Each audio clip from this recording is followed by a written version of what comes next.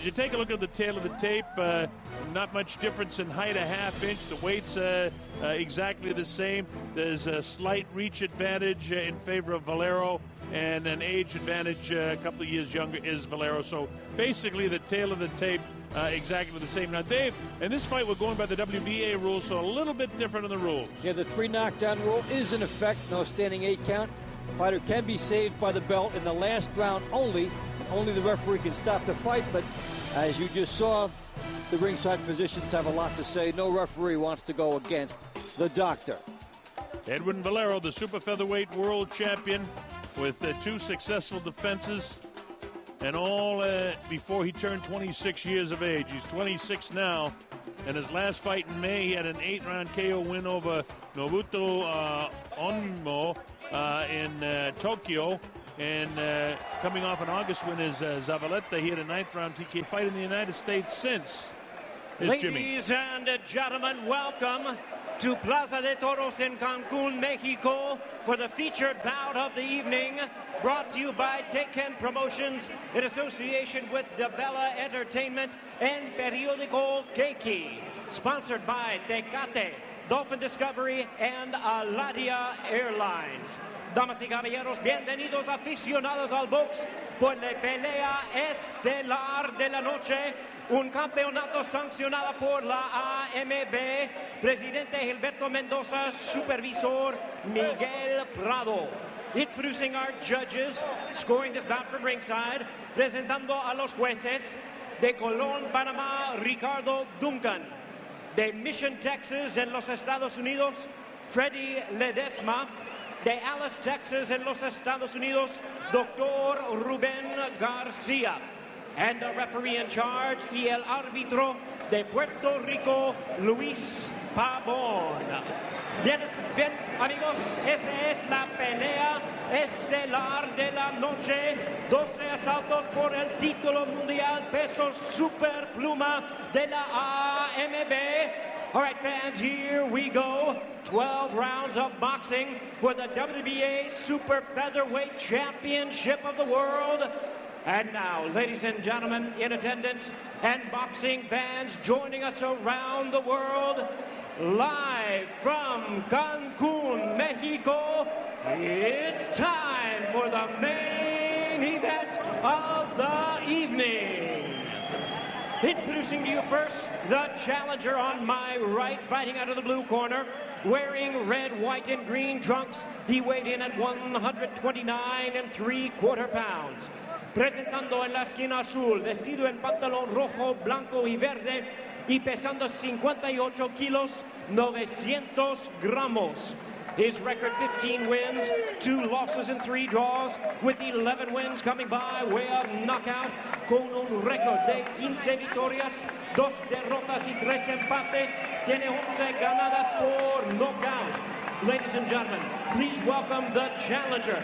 Damas y caballeros, demos la bienvenida al retador de Guadalajara, Jalisco, México, introducing Zaid, el exterminador Zavaleta. And his opponent across the ring is the defending world champion, fighting out of the red corner, wearing red trunks with gold trim. He also weighed in at 129 3/4 pounds. Su oponente, el campeón en la esquina roja, con pantalón rojo, pesando 58 kilos, 900 gramos. His outstanding record stands at 22 wins, no losses, with all 22 wins coming by way of knockout. Tiene un sobresaliente récord de 22 victorias sin derrota, con todo de ellos por knockout. Fighting out of Tokyo, Japan, by way of Bolero Alto, Mérida, Venezuela. Here is the hard-hitting, undefeated WBA Super Featherweight Champion of the World, presentando al sensacional e invicto campeón mundial peso superpluma de la AMB, introducing Edwin Caminari Valero. So referee Luis Pabon from Puerto Rico calls the combatants into the center of the ring. Ok, jóvenes, ya yo le di las instrucciones en el camerino. Vamos a hacer una pelea limpia. El pantalón está alto. Aquí es bueno. Ok, suerte, que Dios lo bendiga. So Dave, for Zavaleta, he's got to try to drag this guy into deep water somehow. That's his best shot at winning this fight against a guy that's got 22 knockouts in 22 fights and a whole bunch of them in the first round. And that will be his way to try to do it. That's a million-dollar question to a lot of guys. That was the problem when they fought Mike Tyson. Get through those first 2 rounds somehow. Give yourself a chance. We'll see what he can do. So Valero in the red and gold and in the white trunks with the red and green trim is Zavaleta. Here we go. Skipping forward. To the right of your screen is the southpaw. Jabbing with his right hand is Edwin Valero. Very powerful puncher. He can be wild. Mentioned that he was banned from fighting in the United States because of a head injury that occurred outside the ring. He went to fight in New York a few years ago, and they said, no, he can't fight. That caused him to be banned in all of the United States. But he's had several fights since then, and he's had no problems. And he said that the bleed was never on his brain. It was just under the scalp, and that's it. And he can prove that, so they're going to try and get him eligible to fight in the United States. But right now, he's got to defeat Zaid Zavaleta. And you see how awkward Valero is, but he's got tons of power. Zavaleta will be trying to score with the right-hand lead against this hard-punching lefty. Double left hook if he gets the chance. And then try to keep his lead foot outside of Valero's foot. But he's in the corner. He doesn't want to be there, and he's already got some trouble. And he was kind of sitting on the ropes, and he's just loading up shots here. This isn't where Zavaleta wants to be. You got to grab him, or you got to slide down the ropes and get out of there. He's already felt the power of Valero here in the first round. This kid from Venezuela living in Tokyo doing a great job here in round 1, and he's got Zavaleta in a little bit of trouble right now. Zavaleta's heels down on the canvas, and Valero just doesn't stop throwing punches. He's swarming him. And only halfway through the first round, and already it's all Valero. It's target practice for him right now. Straight left hand that time. Don't forget the left hand is his power punch for the southpaw. Valero with his back to you, loads up the left hand again. Wild with the right hand is Zavaleta. Zavaleta doing everything he can. This is where he wants to fight this guy as best he can. And you got to hold him off with his jab. He's making a huge mistake. He's putting his head down, Dave, when he's going in. Open for a big uppercut. Well, he's trying to throw the right hand lead. He's looking to try and get positioning on the inside. We've got that righty-lefty scenario with the heads that you always worry about. This is a time for Zavaleta to survive. Look for the right hand lead. If he doesn't get it, use the ring. Well, Zavaleta got the straight right hand down the middle that time, but it didn't really catch Valero. Valero to the left of your screen gets caught that time with the left hand and the right hand back, but he has to pay for it because he gets nailed by a powerful left hand. And again, it is the power left hand by Valero, who's a southpaw. He throws with a lot of power with both hands. His right hook is there it was right there. Pulls him down with the forearm, clips him back. Pabon has got to get in quick and get out because he doesn't want to get nailed either. There's the power of Valero on top of Zavaleta all the time. Zavaleta not doing much at all here in the first round, doing the best he can to hold this guy off and survive some rounds to hopefully, in his mind, wear down Valero and get him into the deep water. Water that he hasn't experienced. That time he said, and down he goes. He'll take the standing 8 count. It wasn't a big shot, but he caught him off balance and nailed him. I think it was a left hook there. In his case, the left-hand power shot. As he's a southpaw, the bell ends, and at the closing seconds of the first round, Zavaleta goes down. So that's a big first round for Valero. Zavaleta gets through, but at a big price. And when you're going in against an offensive machine, it's so much easier said than done about trying to get through the round and survive. Across the way.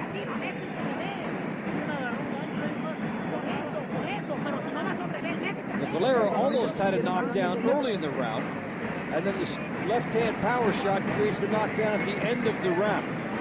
But look at where it lands, folks, the left hand. Right on the forehead, and down he goes. Now, earlier in the round, he almost had a knockdown. It looked like he expected Zavaleta to go down, so he stepped back, and Zavaleta was able to stay up. Coming up to round number 2, scheduled for 12. And Edwin Valero, who doesn't go to the second round very often in his career, is into the second round now. Valero in his last fight, by the way, against Nobuto Onmo, It did go 8 rounds. And then he had a first-round knockout victory over Michael Losota in his other fight this year, which was back in January of 07. And, of course, he won the title by going 10 rounds against Vicente Mosquera in Panama City. So this guy can go rounds if he has to, but it doesn't look like you're going to have to go too many rounds in this fight against Zavaleta because nothing's working for Zavaleta. Zavaleta is smothering now and just trying to outlast Valero and get himself caught up. Nothing he does defensively, Dave, is working. Look at this, 3 left hands in a row. And Valero's just kind of swarming Zavaleta, even though Zavaleta's trying to be on the assault. Zavaleta's getting warned about smothering, holding, and hitting and everything, but for him, points are irrelevant. He has to survive. He's not going to win this fight on a decision. He has to try to get through some rounds here, whatever it takes. If they take a point, whatever. He's trying to smother. He's trying to work the clock here until he finds something that will work. The right hand lead would be good, but he's a little bit gun-shy now. Now look at this. He's getting hit every place. And he could be dazed a little bit, not totally recovered because the knockdown, although it wasn't a big knockdown, it was at the tail end of round number 1. And maybe he's not totally recovered from that. He's doing the best he can, Dave, trying to swarm him, but he's got to survive some rounds here. He's taking some real good headshots by Valero. Valero's awkward, Dave, is a southpaw. He's very tough to fight, and he's got considerable power, and he's loaded with confidence, and he's in great condition. He lives to fight. When you get a guy pouring at you with big power, your reaction time is not quite there. The doubt is there. But for Zavaleta, he's got to get close enough to at least tie up and just stretch out the fight a little bit. If the right hand lead is there, throw it. That's his weapon. That's his opportunity against a guy who's a whirlwind machine here. Of course, Manny Pacquiao is the premier junior lightweight, but this guy, Valero and Pacquiao, are headed for a clash, I believe. And the interesting thing is, talking about it earlier, 2 power-punching lefties. They want to match these guys up, and it would be a great fight. This is another version of Pacquiao here, Valero. Same style, same buzzsaw mentality. A little bit more awkward than Manny Pacquiao, though, which will make the fight even that much more interesting. We don't want exact carbon copies, but guys who fight the same way. Zavaleta just trying to survive the second round with 12 seconds to go here. Hasn't been able to do much offensively. Get hit with 2 pretty good left hands. And he's measuring him now with the left hand. Look at his head getting rocked. And referee almost, I don't know whether he's anticipating the end of the round because they have lights here in the corners to indicate the last 10 seconds of the round, or he was almost getting ready to stop that fight. But that's a big round again for Valero.